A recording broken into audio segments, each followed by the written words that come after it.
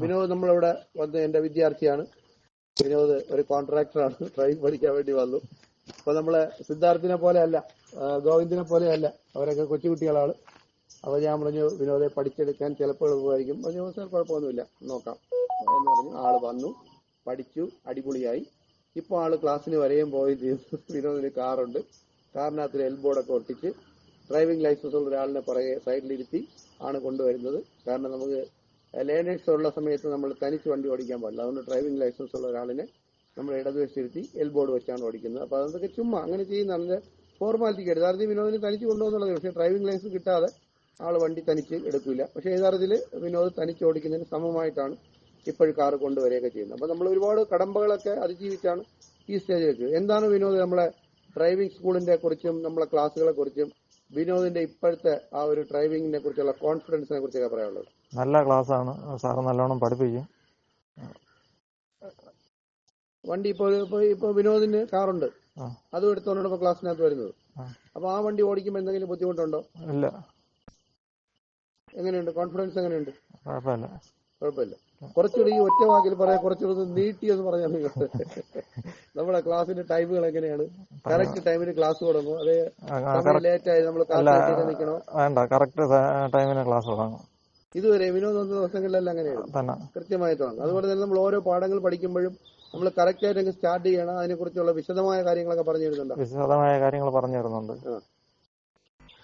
ക്ലച്ചിനെ കുറിച്ചാണെങ്കിലും ഗിയറിനെ കുറിച്ചാണെങ്കിലും ഒക്കെ.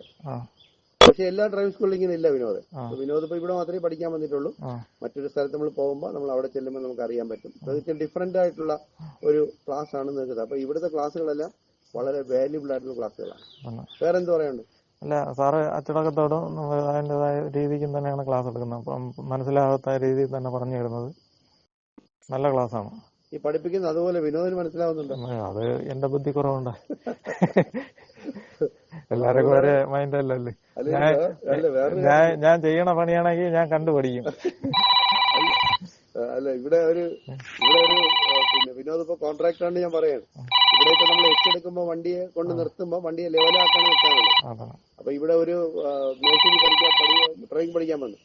അപ്പൊ പുള്ളി ലെവലിന്റെ അഗ്രഗണ്യനാണ്. പുള്ളിക്ക് ലെവല് നോക്കാതെ ലെവലായിരിക്കും. പക്ഷെ ഈ എച്ചെടുക്കുന്ന സമയത്ത് ഒരിക്കൽ പോലും കുട്ടിക്ക് ആ മേശിരിക്ക് വണ്ടിയെ ലെവലാക്കി നിർത്താൻ പറ്റില്ല. കാരണം പുള്ളിക്ക് അതിന്റെ ലെവലിംഗ് പിടികിട്ടാത്തതുകൊണ്ടാണ്. അപ്പൊ ചില കുട്ടികൾക്കൊക്കെ കുറച്ച് കഴിഞ്ഞേ പിടികിട്ടും അല്ലേ? മൊത്തത്തിൽ വിനോദ് ഹാപ്പിയാണ്. പ്രായത്തിന്റെ ആ ഒരു ഇതുണ്ട്. 10-30 വയസ്സിന് താഴെ ആയിരുന്നെങ്കിൽ പെട്ടെന്ന് പഠിച്ചെടുക്കാൻ പറ്റും. വിനോദിന്റെ ആഗ്രഹം പൂർത്തിയായി. അതിന് ലൈസൻസ് കിട്ടണം. ലൈസൻസ് കിട്ടണം. അത് എന്നാലും ലൈസൻസ് കിട്ടുന്നവരെ പഠിക്കും. Very good. അങ്ങനെയാണ് ചെയ്യേണ്ടത്. നമ്മളിപ്പം ഈ ഡ്രൈവിംഗിൽ നമുക്ക് ഈ പഠിപ്പിക്കുന്ന കാര്യം തെറ്റായാലും. അല്ല, സാറ് നല്ല രീതിയിലാണ് പഠിപ്പിക്കുന്നത്. എന്റെ ബുദ്ധി കുറവുകൊണ്ട് ഞാൻ ഇത്തിരി പിറകെയാണ്. അതെ, നമ്മൾ ഈ പഠിപ്പിക്കുമ്പോൾ ചില കുട്ടികൾക്ക് അതുപോലെ ചെയ്തെടുക്കാം. അപ്പൊ അവരെ നമ്മൾ കൂടുതൽ ആ ഒരു കാര്യത്തിൽ നമ്മൾ ശ്രദ്ധ കൊടുക്കും. അവർക്ക് തോന്നും എന്നെ കൊണ്ട് പറ്റൂല, മതിയാക്കാം എന്ന് വിചാരിക്കും. പക്ഷെ ആ വിനോദ് ഇപ്പം പറഞ്ഞ പോലെ നമ്മൾ ഇതും കൊണ്ടേ പോകും. എത്ര പ്രാവശ്യം തോറ്റാലും ഇത് ലൈസൻസ് പാടുപെടുന്ന മുഴുവൻ നമുക്ക് വേണ്ടിയാണ്. കാരണം ഇവിടെ നമ്മുടെ ലക്ഷ്യം എന്ന് പറഞ്ഞാൽ ഒരു പ്രാക്ടീസ് കൂടെ ഇവിടെ നിന്ന് ഇറങ്ങിയാൽ ഒരു പ്രാക്ടീസ് വണ്ടി ഓടിക്കാൻ പറ്റണം. ഇതാണ് നമ്മൾ എയിം ചെയ്യുന്നത്. Okay Vinod, thank you very much.